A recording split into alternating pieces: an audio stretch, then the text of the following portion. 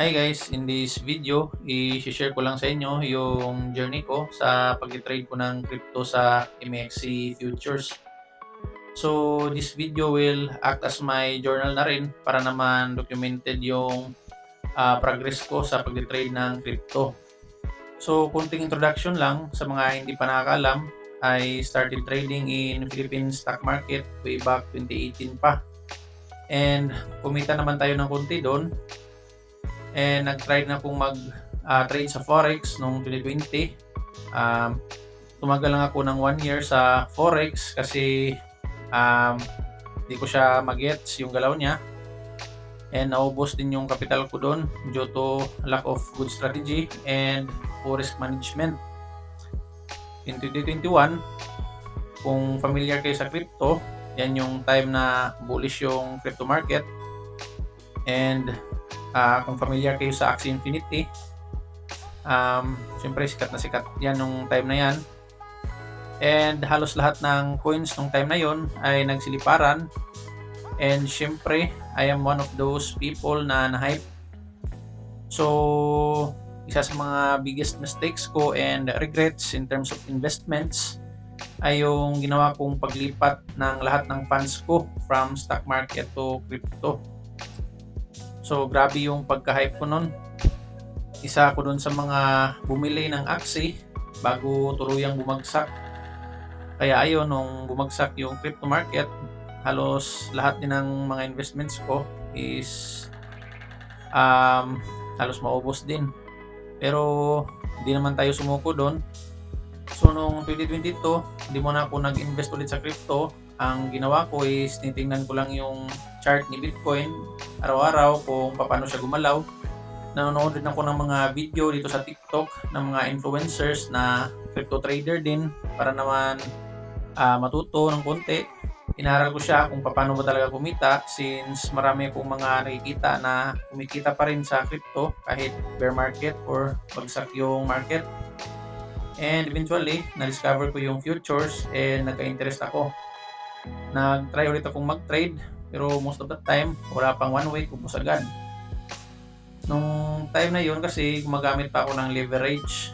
So yan kasi yung mga nakikita ko sa social media, yung malalaki yung mga kita nila. So na-hype na naman tayo doon.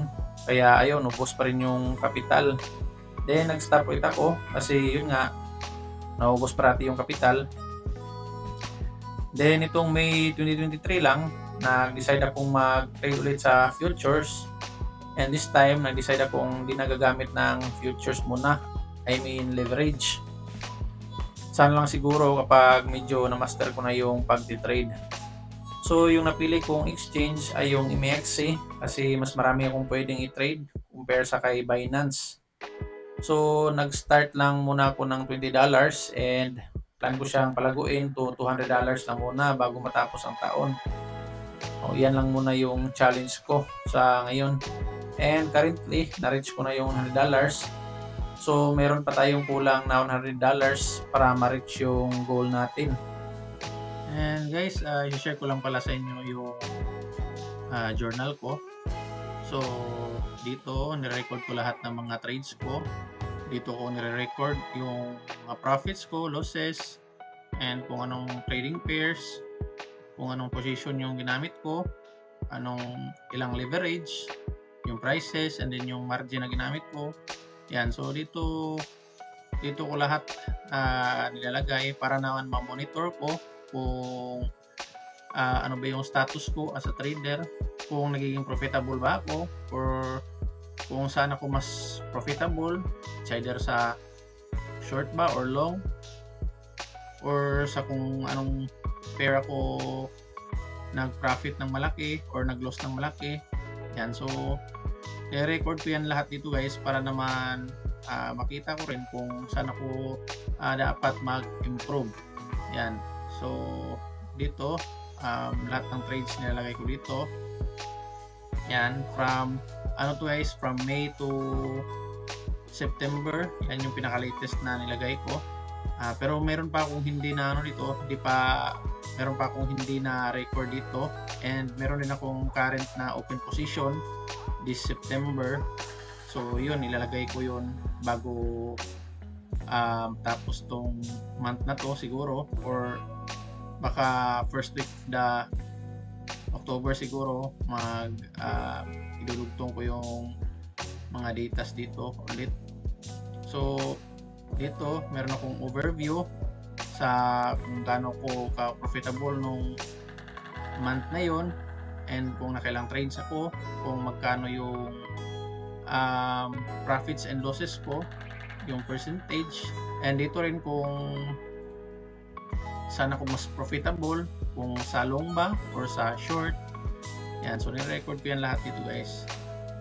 So dito nung May, sa makikita nyo is nasa May 6 ako nag-start. Then yung unang tin-trade ko is Wojak. Yan, so meme coin din to guys. So nag-short ako dito using hindi ako gumamit ng leverage. Yan, so ito yung price open, then yung price close. So yung margin na nagamit ko is $19 lang, since $20 lang naman yung capital ko, and then nag-profit ako dito ng $10. So malaki-laki yung profit natin dito guys, since nag-gain tayo ng 50%. So ayun, ito siguro yung sinasabi nila na beginner's luck, kasi biruin nyo naman, unang trades pa lang is kumita ka agad ng 51%, diba? So sobrang laki nito. So siguro beginner's luck din talaga siguro. And then the following trade ko is kumita pa rin naman kahit paano ng $5. And then ayun, overall na naging trades ko nung May is profitable pa rin naman. So dito ko titingnan yan, dito sa overview. So nakapag 19 trades ako nung May, then yung winning percentage ko is 58%.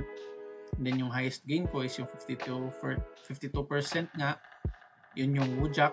And then yung biggest loss ko is 11%. And then yung naging end of the month na equity ko is $71. So malaki yung tinubo ng pera ko dito nung first month. So biroon nyo naman, from $20 naging $70. So ano yan guys, nag times 3 agad yung pera ko. Yan, so mas naging profitable tayo dito sa short, and sa long 20% lang yung profitability natin. Kaya ayun, yun yung kagandahan sa pag-journal guys. Nakikita natin kung saan tayo mas profitable. Ayun, overall maganda yung naging trades natin, since yun nga nag times 3 agad yung pera natin nung first month. Pero nung June, na makikita nyo, nakapag 30 trades tayo dito, which is hindi siya maganda para sa akin, since hindi naman ako day trader.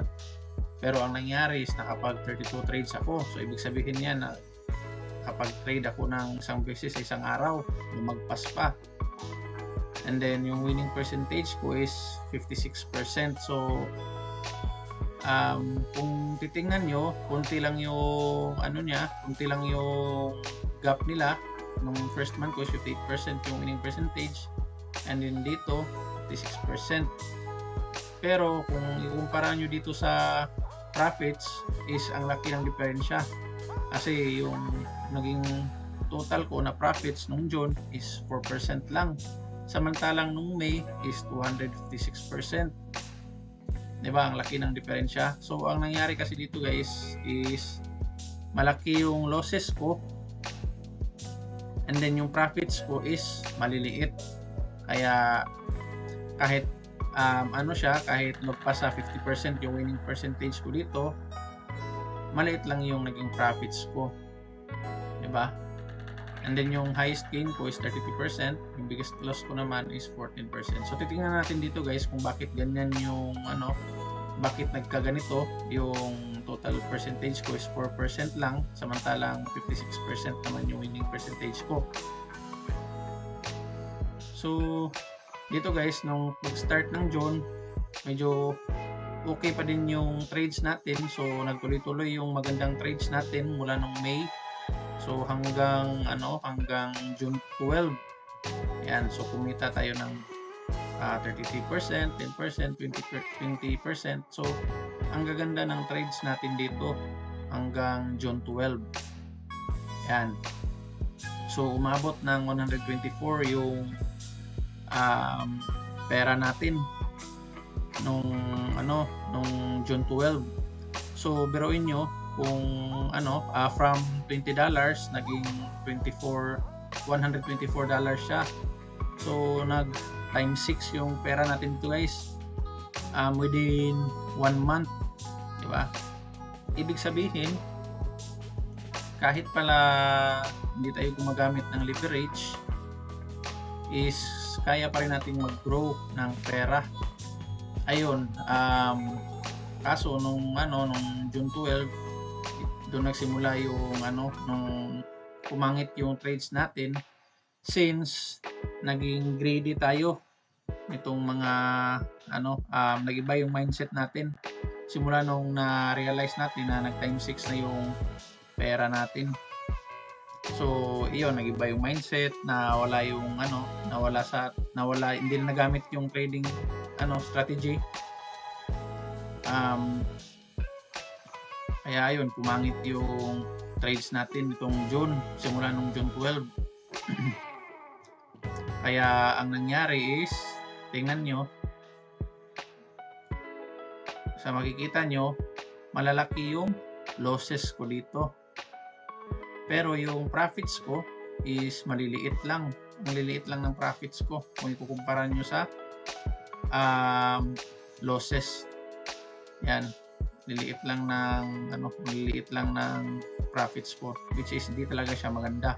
Kaya ang nangyari, sa makikita nyo, lumiit yung capital ko hanggang sa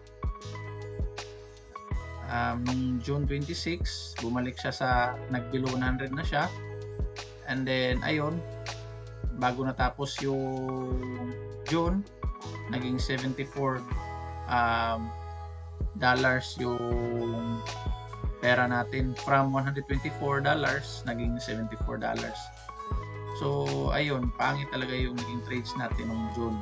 So, dito makikita naman natin na pangit talaga. So, nung July, nagtuloy-tuloy pa yung trades natin. Naging negative 34% tayo nung July.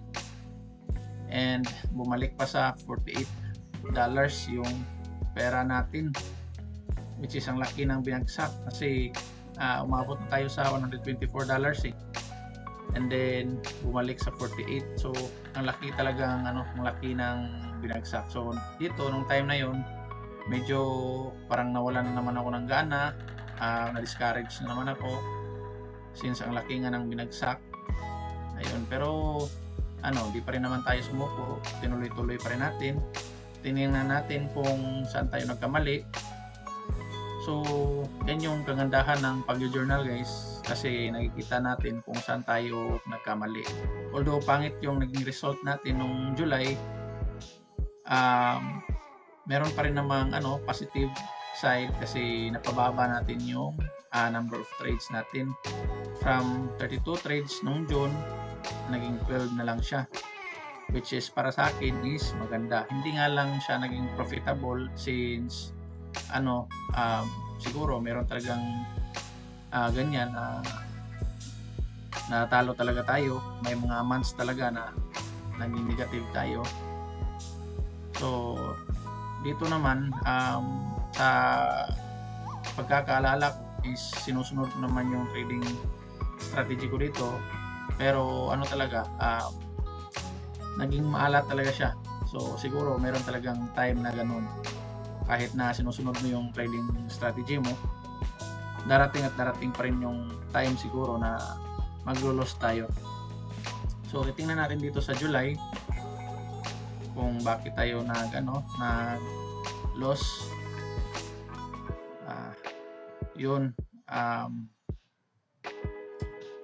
Yun, pangit talaga. Kahit saan mo tingnan, pangit talaga yung trades natin noong July.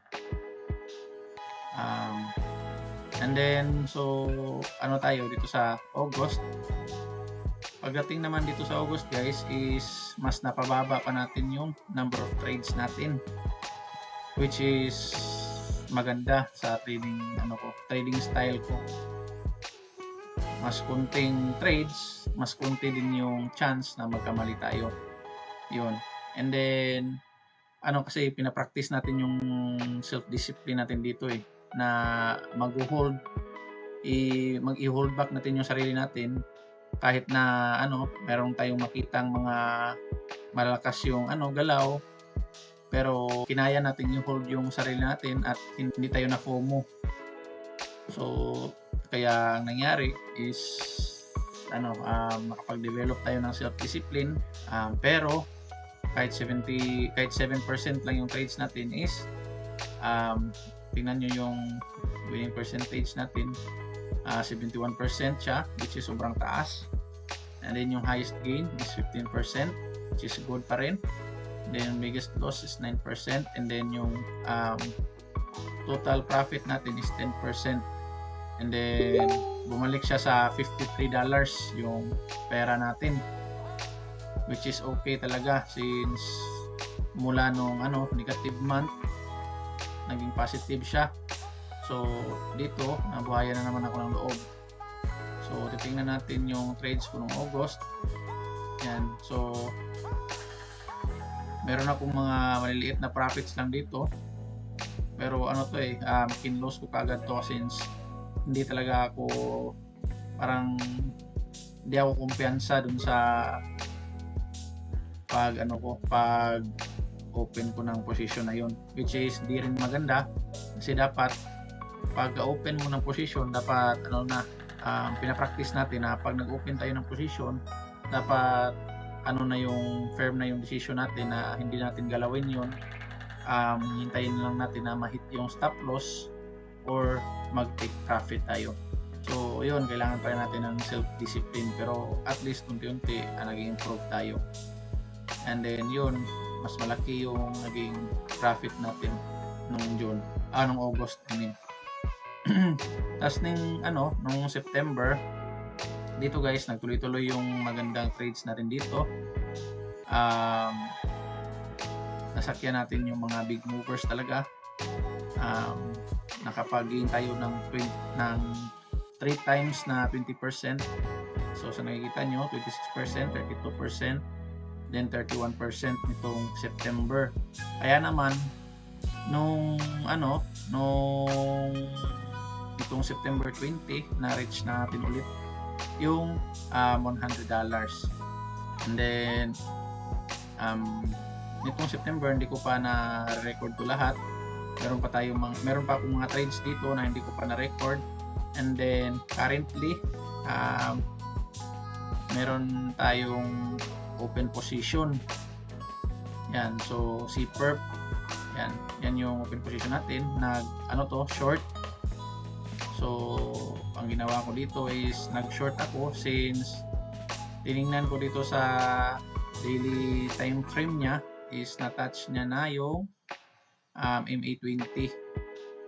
So from taas dito, pag dump niya dito guys, bali nag-consolidate siya. And then so yung iniisip ko kasi dito is tutuloy-tuloy pa siyang babagsak since yung RSI niya is hindi pa naman niya na-reach yung oversold levels.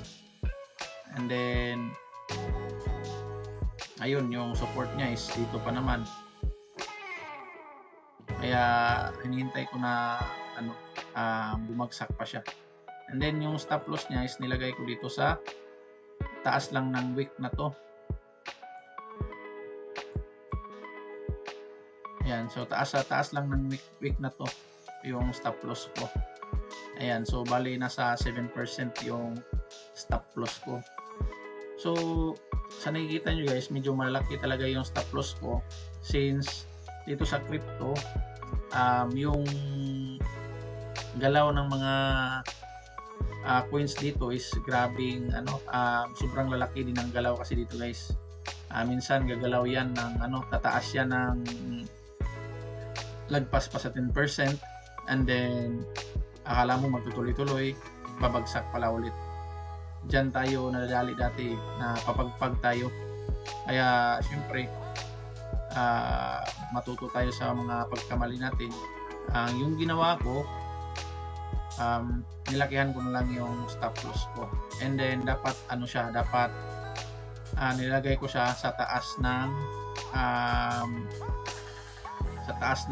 ano na, resistance. Sa taas ng resistance, hindi sa resistance mismo, but sa sa taas konti. Doon ko nilagay yung stop loss ko para sigurado. So yun, hintayin na lang natin na mag-gain tayo dito or ma-hit niya yung stop loss bago tayo mag-open ulit ng panibagong position.